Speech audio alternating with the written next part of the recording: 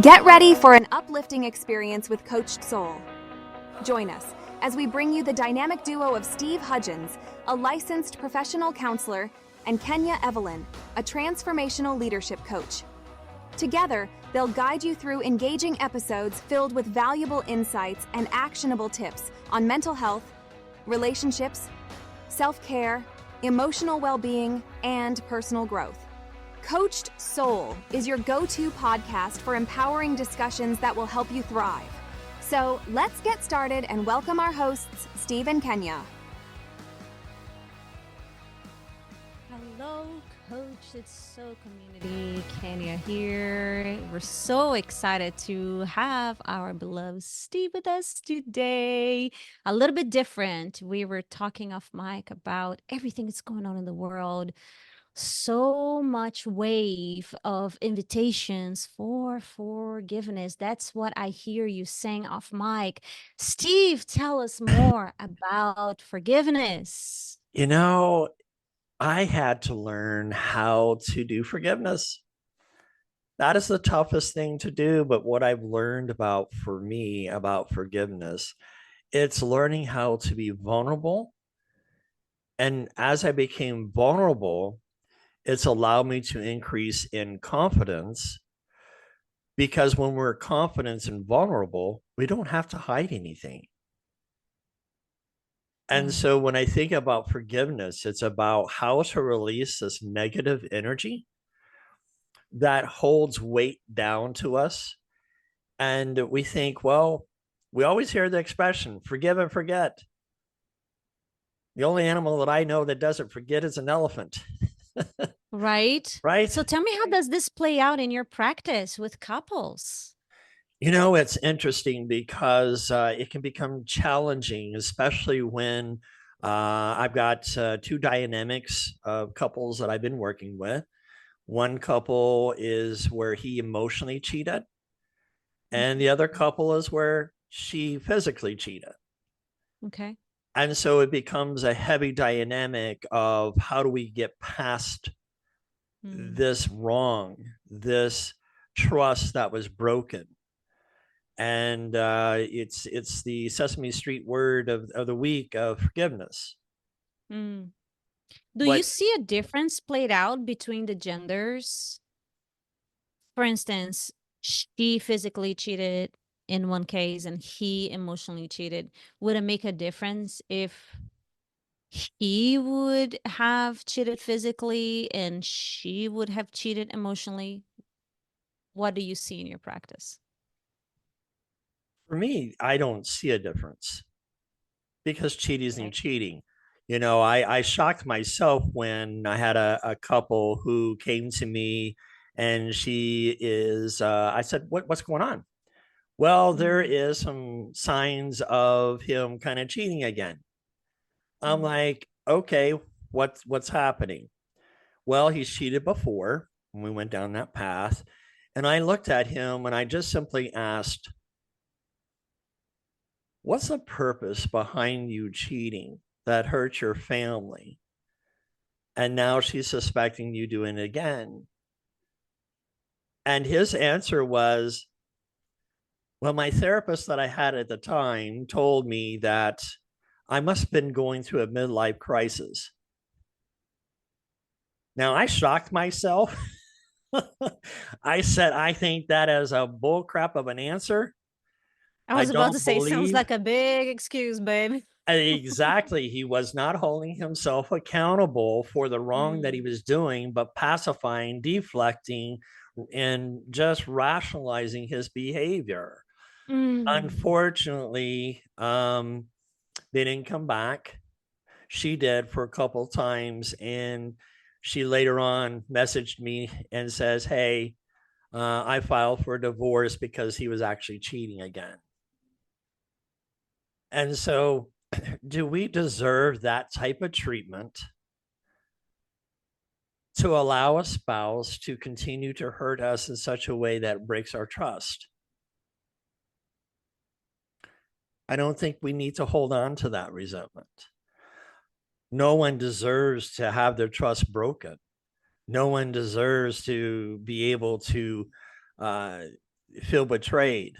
It just creates such a darkness that there's things to hide. And so I've been cheated on once, and it's not a good situation. And the way I found out is I hired a private detective. And unfortunately, you got to be careful what you seek, because oftentimes the reality is that's there. And it's about learning how to accept reality, even though you may not want to. So when I you hear think of so much. Yes, it's a lot, I it's hear so deep. much. It is a lot. There's many layers of cheating, and I really don't want to be talking about the cheating. I want to be talking about the entanglement of the choice of forgiveness. Right. Right? In the end of the day, forgiveness, in my personal opinion, in my own life, and with clients and patients and everything that I have seen in my 46 years, if you will, um, it really is an act of self-love. Mm-hmm. Forgiveness is an act of self-love. It has nothing to do with somebody else deserving it or not. I deserve to have that weight off my back. I deserve to have my heart open so I can love again, so I can continue to be authentic. And when I say I, dear listeners, if that resonates, I mean you. You deserve to live the life and the relationships with an S that you're here to live. And sometimes those bumps happen for Mm-hmm. different reasons, and I'm not going to highlight yours. You and God needs to weave into the why, if you care to go that route. It could be that some people actually created that separation because we're not feeling each other's needs, and it's a real thing. Well, he's emotionally unavailable, she's physically unavailable, or vice versa. I've been married for almost 19 years. Our marriage has had everything you can imagine, right? Sometimes I'm emotionally unavailable, sometimes I'm physically unavailable. With the man happens to be always physically available. Just being honest here, y'all, just keeping it real. Um, and sometimes emotionally unavailable, in all the colors of the rainbow. I think that the real conversation here is, you don't have to take anything. Right. It's always a choice. The It, real it, conversation is, if you're standing in your worthiness, you get to see yourself in the mirror and say, oh, hey, how did I create this? Truly, in full ownership. How did I create this? Did I create this by being passive aggressive and allowing people to walk all over me? Because that's one type of creation. Did I create this by being unavailable myself? And then I generate that disconnection and separation. I mean, this is deep stuff. Coach it so it's not for the faint of heart. Okay. It's when you stand in non excuse, I'm here to live a fulfilled life that Jesus said that I will live. That means that you live in the creation of ownership. You're not a victim. the thing about what I look at forgiveness, it can be challenging because when you think about forgiving, it's technically not about forgiving that other person. Never. What it's about, it's about submitting to surrendering your vengeance and the resentments, because I mean, you've been wronged. I mean, how great is it to hold a power over somebody's head to just really to get back at them? It's the power Mm. of control. And what I mean by power control, sometimes it's a form of the silent treatment, and there is no explanation as to why this person's offering you a silent treatment. And so that is a sign of no forgiveness whatsoever. Now, one of the things that we need to kind of bring forth in this topic is that Kenya and I both are faith based. And when we think about forgiveness, it's not about being a doormat and allowing somebody to walk all No. over us. No. It is technically about being right with your spirit. You know, when I think about holistic, I'm a holistic therapist. What does that mean? Mind, body, and spirit. It's about bringing the three into an agreement, because it's when one cog is off, it makes everything else feel off. So when I go to the scripture, you know, he's saying, hey, Jesus, how many times do I need to forgive somebody? And he says 7 times 70. Well, does that mean that we keep forgiving that person that keeps doing us wrong? Well, first of all, we don't put ourselves in that position again. If we feel like we've been wrong, then okay, we can forgive. But does that mean that we need to immediately trust them again? Or do we allow an opportunity for their behavior to make the changes and then rebuild that trust once the behavior is there? I mean, Kenya, it's like if I did something wrong to you, uh, you know, I would hope that you would say, hey, Steve, this wronged me. I'm not sure if you realized it wronged me. Well, give me the But opportunity. I get to have worthiness to Yes. say that. How did how is that? I How does that it happen? is it's a shift. The best way I can describe is a shift. I never not remember myself not powerful. But if I would compare this version of me with the 10-year ago version of me, I was actually not. I can't compare. Like, it's a different level. So sometimes, and I really want to talk direct to our listeners here, sometimes the best you can do is nod your head, no, and walk away. If that is the best that your body can take it, honor that. Sometimes the best you can do is walk away, take a breath, and come back with the right words. Because it's not about reactivity. Reactivity draws back to the trauma. It's the trauma that got triggered and you react. So in the midst of a conversation that is inviting you to step into forgiveness, it's also inviting you to step into a higher version of you, the one that is connected with God, the one that knows that when you ask the Spirit to pour his gifts, you can do all things. Now, if you're all dependent on your human self and your avatar body, you're going to be pulling hairs because we can only do so much. Truly. Truly. But with the realm of the spirit, we can do all things. Right. And the thing about it's asking yourself if there's a difficulty in forgiving, where does that hurt go?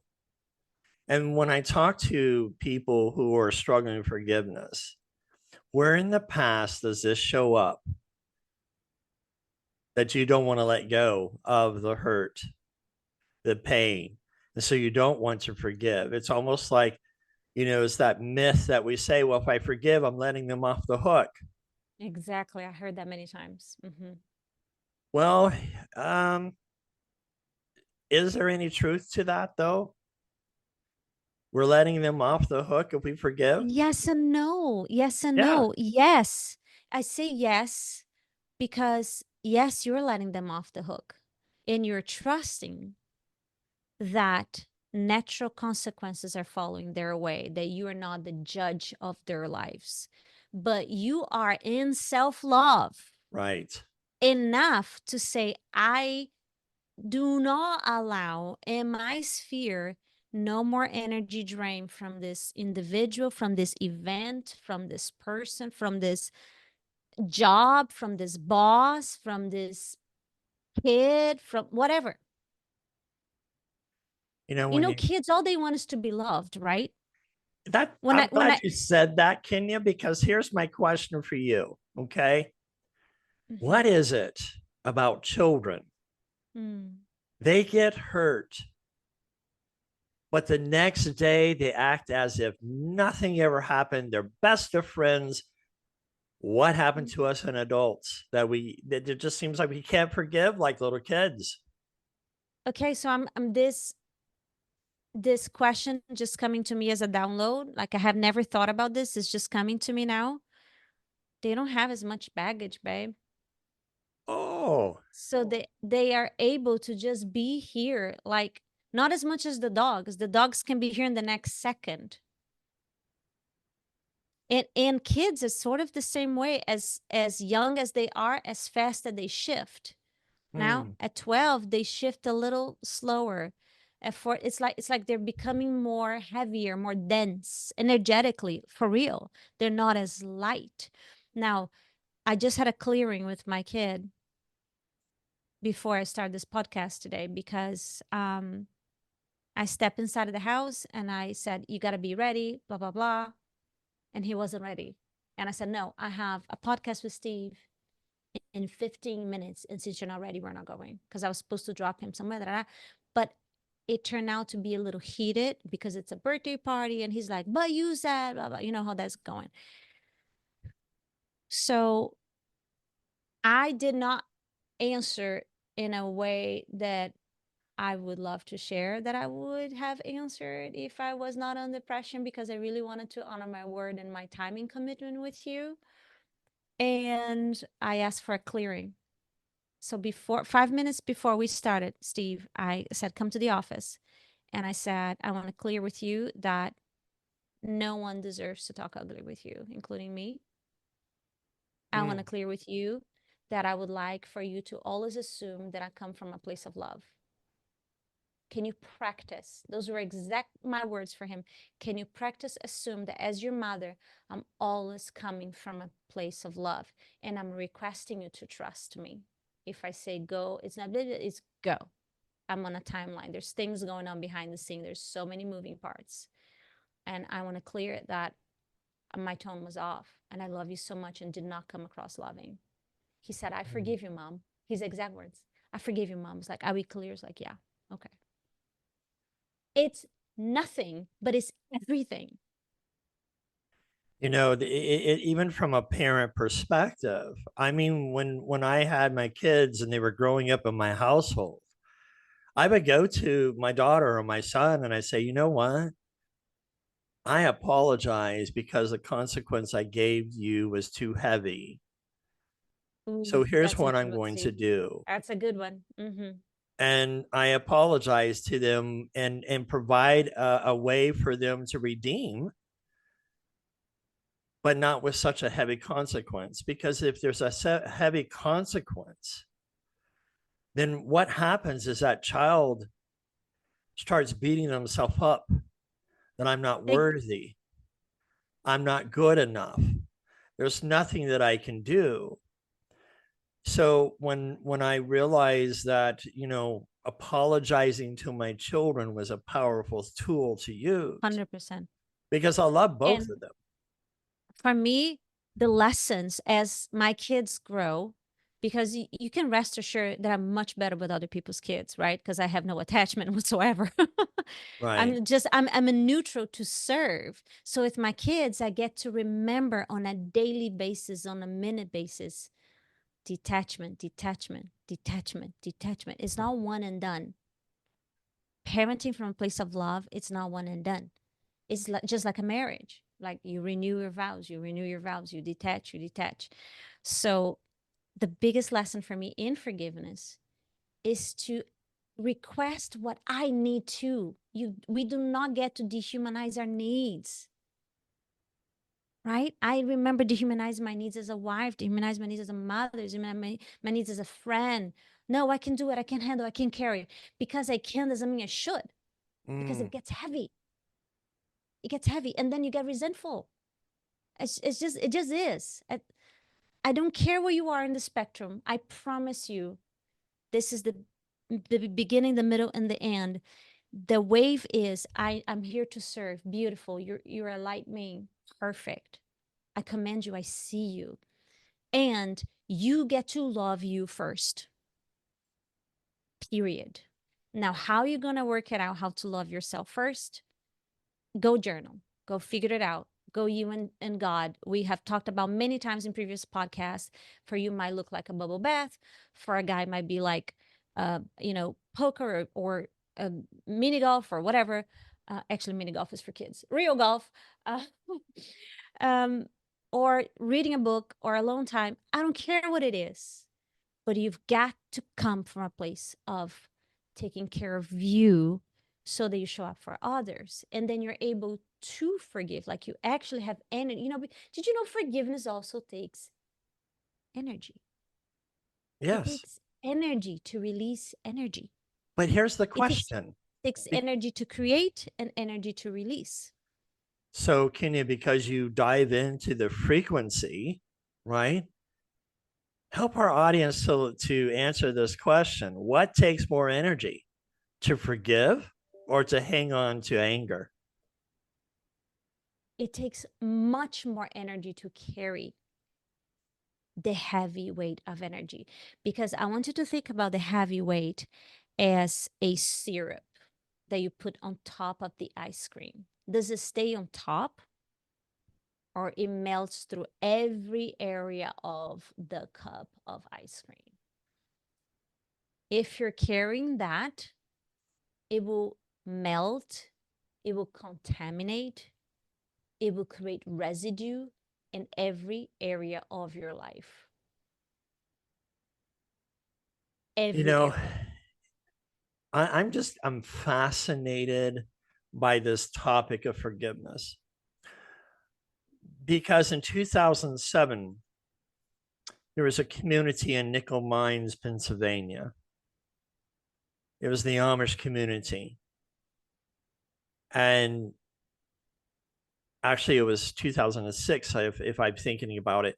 It's a tiny community where a man just stormed into a one-room schoolhouse of the Amish, shot I 10 remember girls that. and killing the 5. Then he killed I remember himself. that.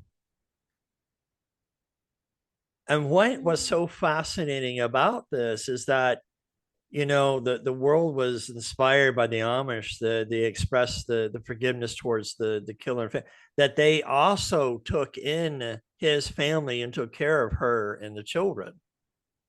Wow. But there was a misconception that the Amish had quickly forgotten the tragedy, and it wasn't that they forgot. It's that they chose to be able to forgive. They don't drive electricity cars, and they don't use electricity. They don't use cars, Yeah. and they don't use mental health. But one of the things that I found fascinating was Dr. Baylor and his I hope I said that right, is Beeler, and his therapist. They counsel many people in the Amish community. And a year later, he says, we've talked to these people and they're all dealing with this one day at a time the best they can. There are still nightmares. Some of the school children are dealing with what we could call emotional instabilities. And Yeah. this would go on for several years yet. The thing about it is, it's the commitment to help others. And, tragedy changes you. You can't stay the same. But what helped them was their faith and belief in God that enabled them to be able to have that power of just being able to work with that. We're Mm. all human beings. I hope we are, right? They say aliens live 100%. amongst us, but we're human beings. The thing about forgiveness is, can we allow the energy of forgiveness to come? Because here's the frightening thing. We know, as faith-based people, if we don't forgive others, we're not going to be forgiven. Even though it says that God forgave the world, that he gave his only begotten son, right? And so how do we forgive? It just Say, takes. I want to rewind a little bit if you're Go ahead. complete. What I heard through this story is that the Amish was operating from a completely different frequency. Mhm. In everything in their lives, they were operating differently. So, have you trying to explain blue to somebody that never heard the color blue? That would be challenging. You can't, right? Right. You say, well, the blue is something like you put black, but you tone it down. Oh no, that's great. You see what I'm saying? So you can't explain frequency when somebody's tuning into another frequency. I can't, I can live. And that's what they do. That's what we all do. But I'm using Amish as an example. They live in a realm that is deeply connected to Earth. They live with less distortion, less electronic distortions, physical distortions. They live in more pure and simple life. I'm not saying right or Mm. wrong. I'm just saying they live in a different frequency. So to explain forgiveness through the point of view of the Amishes, only the Amishes, because that regular person would say, how can you forgive so quickly, and how can you take care of the family of the, Right. how can you do that, they deserve blah blah blah, because they don't operate that way. They actually live in integrity. So the real question is not what is forgiveness, because everyone will show up in the level of forgiveness that they are ready to right now. I really want to make this clear. Because if you're hearing this today and you feel a stirring in your soul that forgiveness is calling you home, listen and allow it to speak to you. And it might just be that the first step is to say, you know what? There is unforgiveness in my spirit, and I'm requesting that to boil up to the surface and integrate out of my field. I'm requesting that. Put it as an intention. Put it as something that, I'm calling God and show me where to go. But not out of fear, y'all. Not out of fear. We're not going to get religious about it here. And I know, Steve, that, we have a lot of things in common, but we are God believers. We believers in God. And I do know that we also have our own personal interaction. So I actually don't believe in the fear-based religion at all, Oh. because fear is all the way here and God Well, is the not. key word that you shared was religion. And when Mm-hmm. I think about religion, it's about how do we work out our salvation through doing many different things. We got to do this, we got to do that, Correct. we got to do this to earn our salvation. Nowhere does the scriptures talk about how that religion-based things for us to do things. The life that I live, people ask me, well, how do you brand yourself? Well, my branding is I'm a biblical based Christian that doesn't follow religion, doctrine, or creed of any organization or non denomination structure. I'm just a follower of Christ who sees things differently than a lot of the other evangelicals that are out there simply because I look through the eyes of forgiveness. We love God, period. Yes. And I And love that.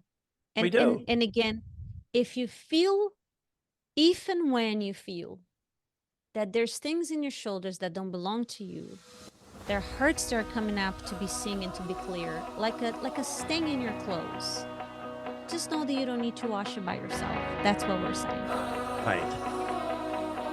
Kenya, I appreciate this time and opportunity with Thank you you. to talk about forgiveness. To our listeners, we appreciate you tuning in. Keep tuning in. We want to continue to help bring a female male perspective and just to create some thought. That doesn't mean that we're right or wrong. It's not about right or wrong. It's about coming Conversation. together with a thought that how do we come with two different opinions and come out with something greater on the other side. So until Yes. next time, have a blessed week. Love you so much. Thank you for joining us on this episode of Coached Soul, where we aim to empower and uplift you on your journey towards personal growth and well-being. Remember, as you navigate through life, you don't have to do it alone. We encourage you to reach out to professionals, seek support from loved ones, and take the time to prioritize your own well-being. Stay tuned for future episodes filled with even more valuable insights and actionable tips. Remember, you have the power to thrive. And with Coach at Soul by your side, anything is possible. Until next time, take care, stay empowered, and keep shining your brightest light.